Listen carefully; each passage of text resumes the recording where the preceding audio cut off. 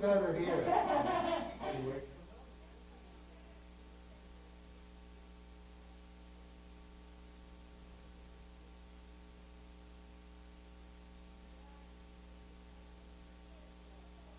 Right? It's only that far.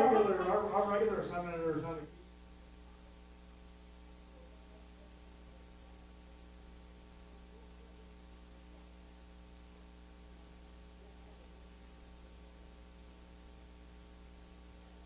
That's, oh, you have to hurry up and get to this somewhere.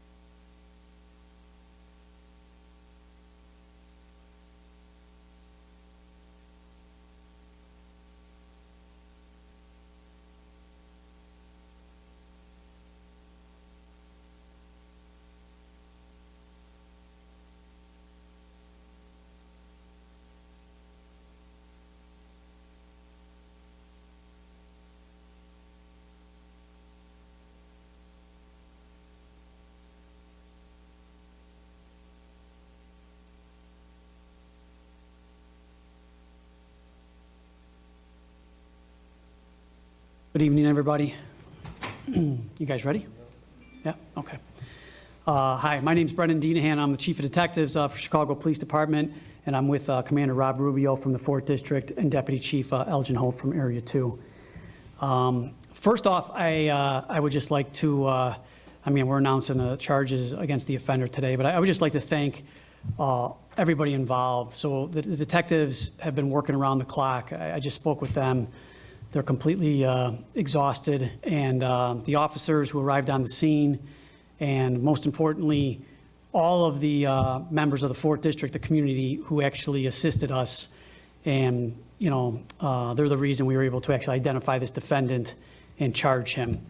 And lastly, I think everybody knows the basic story, but just how tragic this is for the families involved. I think sometimes we talk a little bit too much about these defendants, and we give some, scant attention to these victims. And these were just really good kids from very excellent families. And please just keep the families in your minds and your hearts.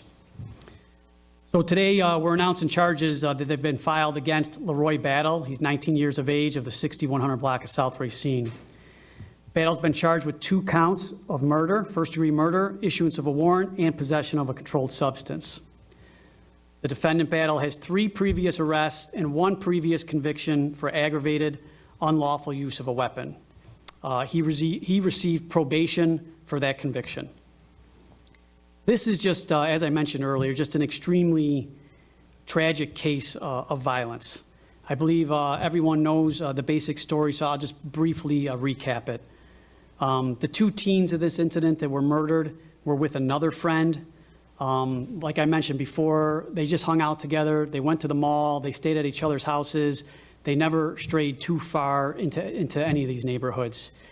On this particular day, they just wanted to go down to the corner to get some candy, and their mom allowed that.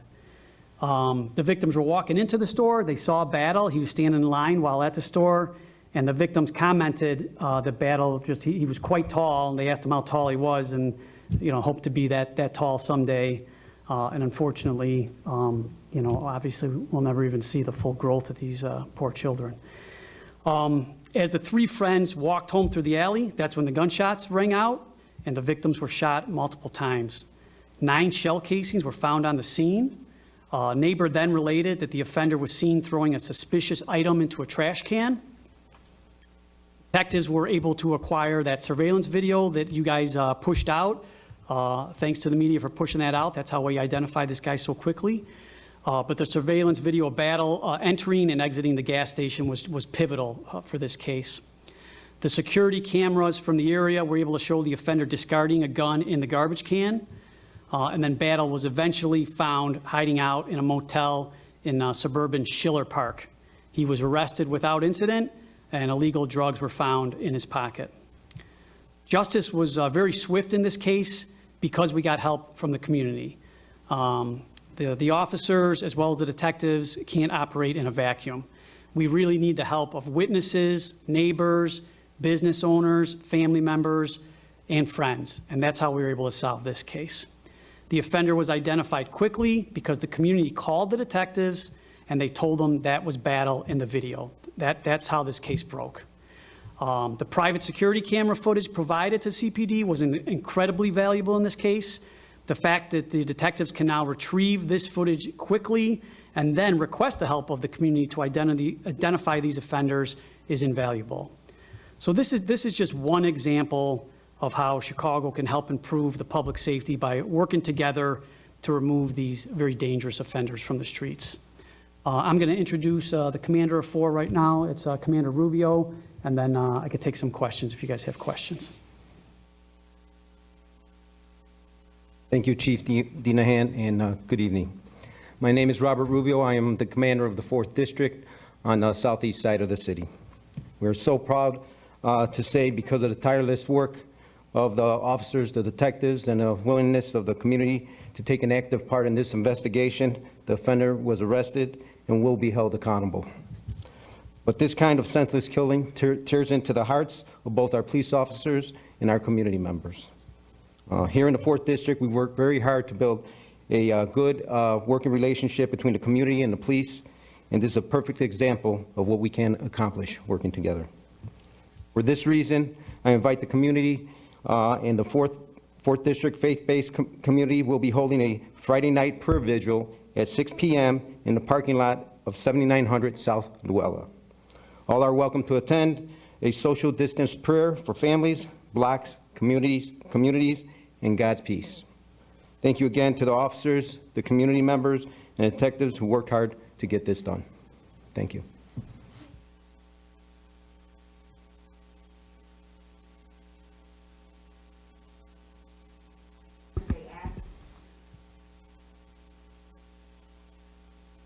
That's the only conversation that these two kids had with Battle, or these three, excuse me. The one, obviously, individual, the friend is still with us.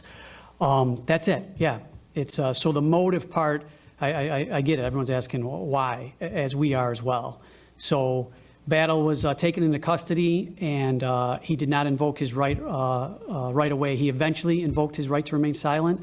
But he did, while being interviewed by the detectives, he did admit that that was him on the video that he saw in the gas station, and then he eventually ended up cutting his hair shorter because he saw himself on the video. But he never told the detectives why. Why did you do this? That's the only thing that we have is from talking to the witnesses' friends. That's the only conversation that occurred. There was no altercation. There was nothing that would have set off a Battle to be angry at these kids. They literally, he's about 6'3", 6'4", and they literally just asked him how tall he was, because he is extremely tall. I know it doesn't make any sense. And so just imagine how the parents feel.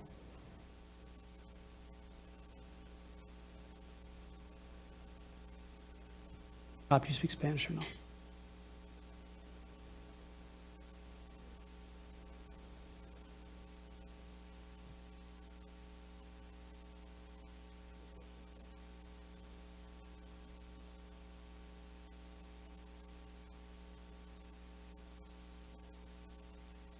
So those investigations are still open and ongoing, and I did speak with the detective commander today, and they are progressing. I don't want to get too much into the details.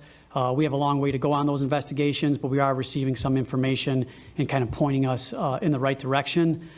We don't have like perfect video for something like an example like we had in this case, but they are progressing and they are moving forward.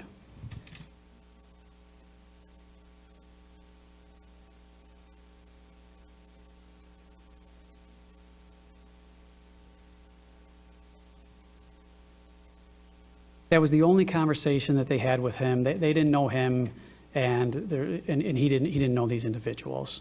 So none of it makes sense, which makes it, not that you can ever explain these things, but this just is it makes it even worse. Thanks, guys.